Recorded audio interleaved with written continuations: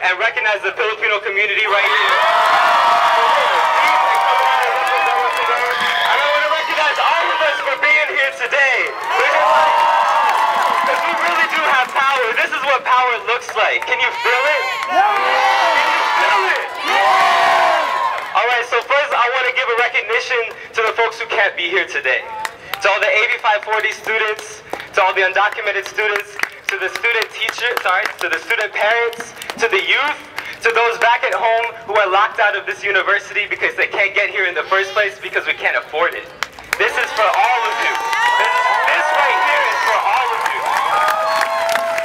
So because we live in such a dehistoricized time and a dehistoricized place, I want to speak a little bit of history, okay? Okay? Are y'all ready? Are you ready? So what are we talking about here today? We're talking about cuts to education.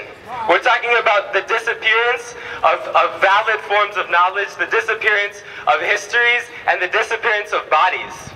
Our community has been cut from 3.5 to 2.9% in enrollment over the course of 1 year. We are disappearing. And this is not only within the context of this space and time. In the early 1900s, the Philippines was colonized by the United States. And at that time, it was imperative to keep the people without a certain level of education.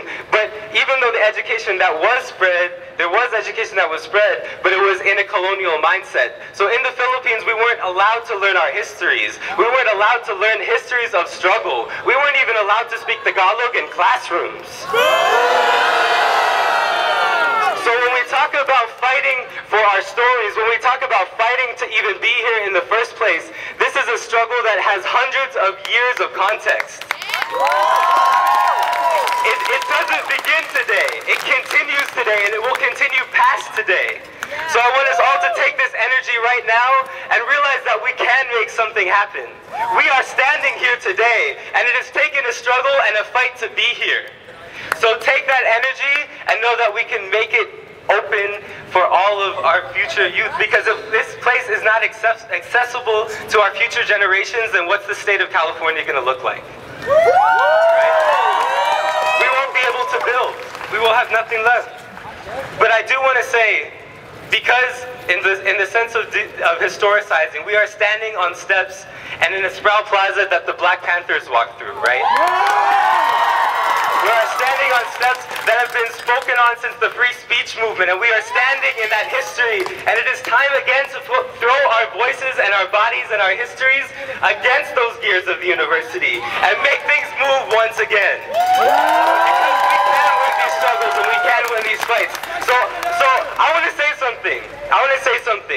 I want y'all to repeat after me. Makibaka! Wag matakot! So that means we struggle and we stay together because we are unified in this. So right now I want to pass it off to my brother Wayne, who's standing right next to me with a list of concerns and demands from the Filipino community. And after every line that he says, I want y'all to put your fists up and say Makibaka! Can you do that for me? Alright.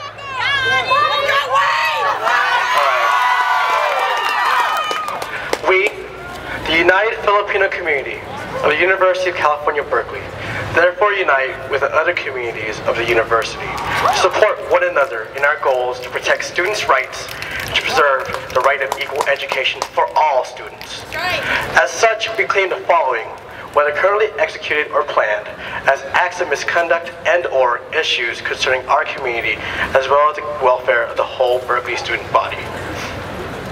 Concerns pertaining to the planned 2012 admissions policy with respect to the elimination of the SAT-2 as a requirement, therefore working against those with fewer academic resources.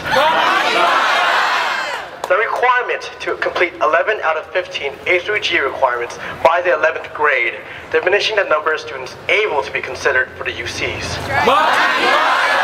The raised importance of the SAT-1 and the GPA, short-cheating students with less resources.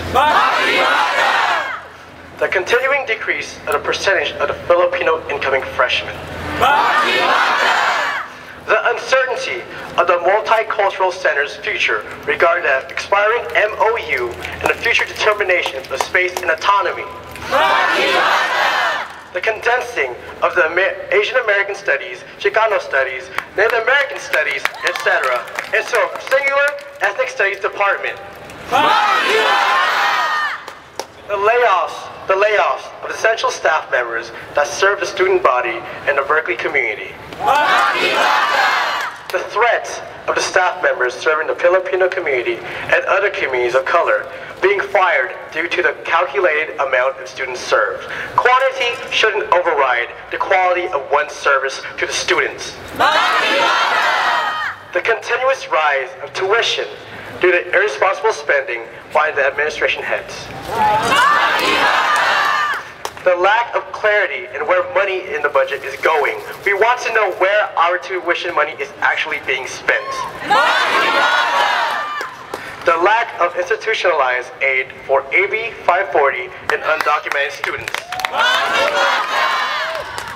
We also stand in solidarity with RASA and NARC in respect to the current issues at hand. We support RASA in their efforts to cease the diminishing percentage of Latina students in the University of California, Berkeley. We support NARC in their call for a full-time NAAC director hired from outside UC Berkeley. In every stage of these oppressions, we have petitioned for redress in the most humble terms. Our repeated petitions, whether vocal or written, have been answered only by silence. Education is a right to all. It cannot be a gift to just a privileged few.